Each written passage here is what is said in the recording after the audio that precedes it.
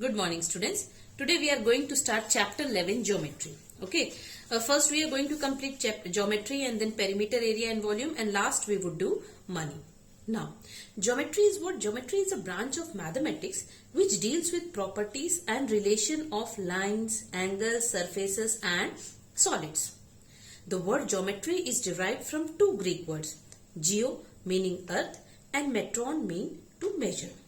Okay, now we will be learning about as you have already learned in class 4 about point, line segment, ray, and lastly we will come to angle. Okay, in this chapter we are going to deal with angles, types of angles, how an angle is measured by which device. Okay, so first we should learn the basics of geometry, that is point, line segment and ray.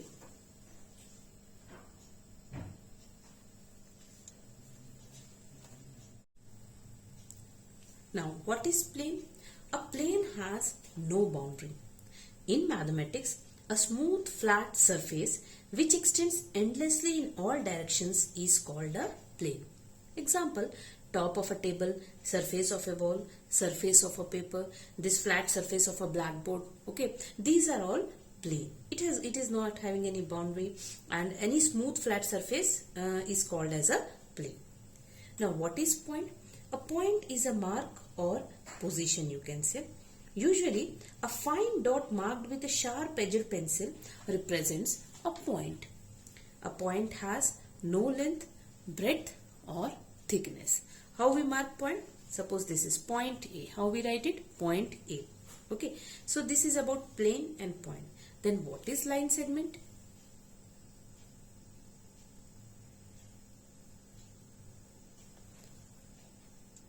Now, as we have learnt about point, then what is line segment? Let A and B be 2 points on the plane of a paper. Then the straight path from A to B is called line segment AB. And how a line segment is denoted? A line segment is denoted by AB, and in the above we draw a line. Okay, that means line segment. It is having the points A and B. What they are called? They are called the end points of line segment AB. Thus, a line segment has a definite length which can be measured. And how we draw and how we measure a line segment? By using, you all are knowing, by using the instrument ruler. Okay. Now, examples of line segment, what can be? For example, the edges of a table, the edges of a ruler. These are all examples of a line segment. And how we draw a line segment? We draw a line segment in this form. Now, AB is a line segment and it is having a definite length. And we draw it with the help of a ruler, and we can measure also with the help of a ruler. Now, if this is line segment, what is line? Let us learn.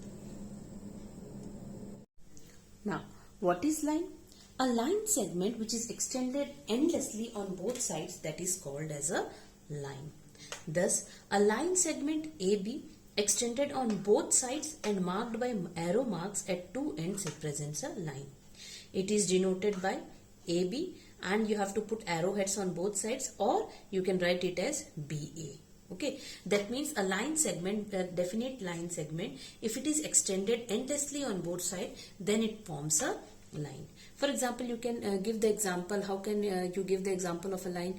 A railway track or a straight road. It is extended endlessly. That is an example of line. And how it is denoted? It is denoted by AB with the arrowhead. If we simply denote AB and in this way, what does this mean? It means line segment. And if I denote AB in this form, then what does it represent? It represents a line. Okay, then we will learn about what is ray. Now, what is ray? A line segment extended endlessly in one direction, it is called as a ray. Thus, a line segment AB extended in the direction from A to B and marked by an arrow mark at B represents a ray AB. For example, if it extends, it is having a fixed one end point, and if it is extended endlessly in one direction, then it is called as a ray. And it is how it is denoted? AB with one arrowhead. In how we represent a line? With two arrowheads, and here we are representing a ray with one arrowhead. Now here like this we are going to draw a ray. A ray has one end point and it is also not having a definite length. Okay, example. Which example you can give? Sun's rays. Sun rays are example of rays. Then light from torch. When you light a torch and the rays which are coming, that is also it is also called as a ray. That means a line segment has having one fixed point, one end point, and it is having no definite length. Okay, so you can define it as a line segment extended endlessly in one direction. It is called as a ray. Yeah. As we have learnt about point, line segment, ray, then we come to angle. How angles are formed? Now let us define an angle. Now, what is an angle? An angle can be defined as a figure formed by two rays meeting at a common end point. Okay, if that is a figure which is formed by two rays forms an angle. The common end point A is known as the vertex of the angle, and the two rays AB and AC are called the arms or sides of the angle. That means, simple examples I am telling, if you keep your hands in this way, is it forming an angle? Is it forming an angle? Okay. Or the hands of a scissor, if you can see. Okay. Is it forming an angle? Yes, it is forming an angle. Okay. Now, if you keep your hand in this way, okay, if you keep your wrist in this way, arm, is it forming an angle? Yes, it is forming an angle. That means, or hands of a clock you can see. Hands of a clock also form an angle. That means the two rays which if they meet at a common end point, then it forms an angle. You can see here. And if it is two rays are AB and AC, and where they meet at a point, and that point is called, the common end point is called the vertex of the angle. And AB and AC, they will be called as the arms of the angle.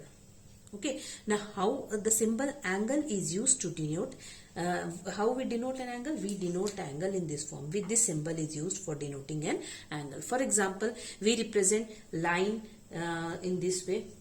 Okay. Similarly, we represent line segment in this way, and similarly we represent a ray in this way. Okay. Our angle is represented in this form. Okay. And angles are measured in degrees using a protractor. How angles are measured? Angles are measured in degrees. They are written in degrees. And which device is used for measuring an angle? Protractor. Protractor you might have seen in the compass box. Okay. And that instrument is used to measure angle, and it is measured in degrees. Okay. Now, what are interior and exterior points of an angle? Let us discuss. Now, how we name an angle? An angle can be named in three different ways. Angle can be named as angle CAB or angle BAC. See, suppose if an angle is drawn, it can be named as CAB or angle BAC. While naming an angle, the vertex is always written in the middle. Okay, suppose I have drawn angle in this way. Okay, and I have named it as X, Y, Z. Now, how I will name this angle? I will be naming it as angle Z, X, Y, or angle Y, X, Z.